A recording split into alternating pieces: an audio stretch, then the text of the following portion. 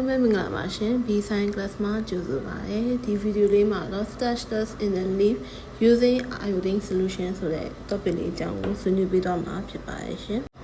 အပင်တွေမှာ stash ကို store လုပ်တာဖြစ်တဲ့အတွက်ဒီ stash ကို testing လုပ်ဖို့ဆိုရင်ဒီအပင်တွေကိုကျမတို့က48နာရီအမှောင်ခန်းထဲမှာပေါ့နော်လုံးဝအလင်းရောင်မရတဲ့မဲမှောင်တဲ့အခန်းထဲမှာ48နာရီထားပေးရပါမယ်48နာရီထားပေးခြင်းအဖြစ်သူကလုံးဝနေအောင်ကြည့်မရဘဲနဲ့ photosynthesis လည်းမလုပ်နိုင်ဘူးဒါကြောင့်မို့လို့သူ့မှာရှိနေတဲ့ store လုပ်ထားတဲ့ stash ကိုတုံးထားတယ်မတုံးထားဘူးဆိုတာကိုတွေ့ရမှာဖြစ်ပါတယ်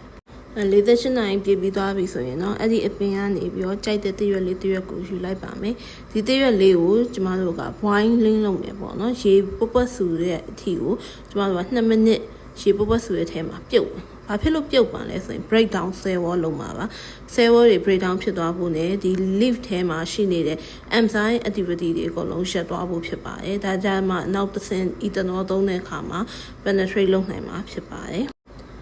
ရေပုတ်ပုတ်ဆူရဲ့ထဲမှာ2မိနစ်ပြုတ်ပြီးသွားပြီဆိုရင်တော့အဲ့တရွက်ကလေးကိုယူလိုက်မယ်ယူပြီးသွားလို့ရှိရင် test tube ထဲကို ethanol ထည့်ပြီး ethanol ထဲကိုဒါခုနကပြုတ်ထားတဲ့တရွက်လေးထည့်လိုက်မယ်ပေါ့နော်အဲ့ test tube ကိုခုနကရေ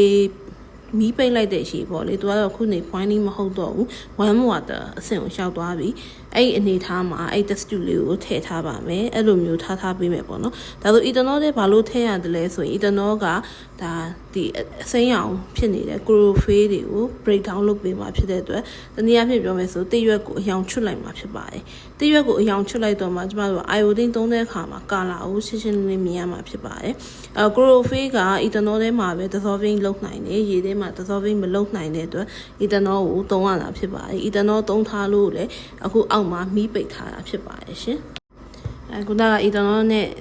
စိန်ထားပြီးတဲ့တရွက်လေးကိုညှက်လေးနဲ့အသားလေးယူပြီးတော့အဲ့ warm water တွေကိုပဲလုံးဝမီးမဖွင့်မယ်နဲ့ကျမတို့တရွက်ကလေးကိုပြန်ပြီးစိန်လိုက်မယ်ပေါ့နော်ဒီတစ်ခေါက်စိန်တာကတော့ခုနက ethanol ထဲမှာ chlorophyll ကိုအရောင်ချွတ်လိုက်တဲ့အခါမှာတရွက်ကနည်းနည်း brittle ပေါ့နော်ချိုးဆက်ဖြစ်သွားတဲ့အတွက်အဲ့ဒီဟာကို soft ဖြစ်သွားအောင်တရွက်ကလေးပျော့သွားအောင်လို့ကျမတို့ရေနွေးနဲ့ပြန်စိန်တာဖြစ်ပါတယ်ခုနအဆင့်30လုပ်ပြီးသွားရင်တော့ကျမတို့ကတရွက်လေးကိုဒါဖြန့်ပြီးတော့ iodine solution ထည့်လိုက်မယ်ပေါ့နော်အခုပုံမှန်မြင်ရသလိုမျိုးလုပ်မယ်ဆိုရင်ခုနကကျမတို့စမ်းမယ်ဆိုတဲ့ stash ကရှိတယ်ဆိုရင် blue black color ထွက်ပါမယ်မရှိဘူးဆိုရင် orange brown color ထွက်ပါမယ်အဲ့ဒီအရောင်ကိုကြည့်ပြီးတော့ stash store လုပ်ထားတယ်မလုပ်ထားဘူးဆိုတာကိုသိနိုင်မှာဖြစ်ပါတယ်ဒါဆိုရှေ့ကလုပ်ပြသွားတဲ့အဆင့်၄ဆင့်ကိုနားလဲတယ်ဆိုရင်ကျမတို့အိမ်ကကြိုက်တဲ့အပင်ရဲ့တရွက်တွေပေါ့နော်ကြိုက်တဲ့အပင်တွေအကုန်လုံးကိုစမ်းကြည့်လို့ရပါမယ်ဒါပေမဲ့စမ်းဖို့တော့ခုနကအရှိမပြောသလိုမျိုးသူတို့ကိုအမှောင်ကန်ထဲမှာလုံးဝအလင်းရောင်မမြင်ရအောင်48နာရီအနည်းဆုံးထားပေးရမယ်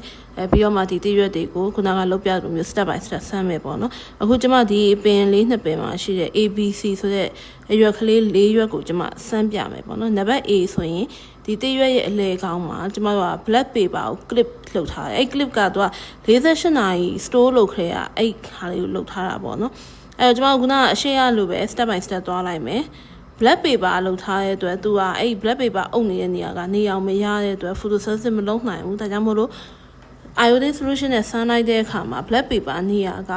ဒါ stash ရှိမနေဘူးပေါ့နော်ကျန်တဲ့နေရာမှာပဲ stash ရှိနေတယ်တနည်းအားဖြင့်ကျန်တဲ့နေရာကပဲ photosynthesis လုပ်နိုင်တယ်ဆိုတဲ့အဓိပ္ပာယ်ဖြစ်တယ်နံပါတ် B မှာ2ပုံရှိရပေါ့နော်အပေါ်ပုံလေးက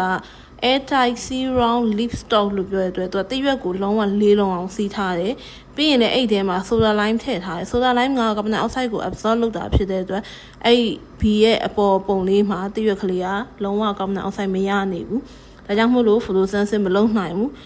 အဲ့ပေါ်ပုံကတရွက်လေးကိုစမ်းလိုက်ရင်လုံးဝ yellow orange brown ဆိုတဲ့ဟာကိုရမယ်တနည်းအားဖြင့် stash ရှိမနေဘူးပေါ့နော် photosynthesis မလုပ်ထားဘူးအောက်ကတရွက်လေးကတော့သူက air tight မလုပ်ထားတဲ့အတွက်လုံးဝအပိတ်လည်းမလုပ်ထားဘူး carbon dioxide လည်းဝင်တာလက်ခံထားတယ် photosynthesis လည်းလုပ်နေတဲ့အတွက်သူ့ကို iodine နဲ့ဆန်းလိုက်မယ်ဆိုရင်တော့ blue black color ထွက်ပါမယ်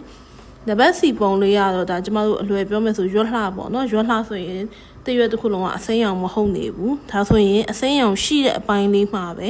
သူ့ကို blue black color တွေ့ရပြီအစိမ်းရောင်မရှိတဲ့ဘက်မှာတော့ blue black ကိုတွေ့ရမှာမဟုတ်ပါဘူး။ဘာကြောင့်လဲဆိုရင် photosynthesis မလုပ်ထားလို့ဖြစ်ပါတယ်။ဒီပုံလေးကတော့ခုနကပြောထားတဲ့အဆင့်တွေအကုန်လုံးကို step by step လုပ်ပြထားတဲ့ပုံလေးပဲဖြစ်ပါတယ်ရှင်။အားလုံးကိုကျေးဇူးများကြီးတင်ရှိပါတယ်။ကျမရဲ့ channel လေးကိုလည်း follow and subscribe လုပ်ထားနိုင်ပါတယ်ရှင်။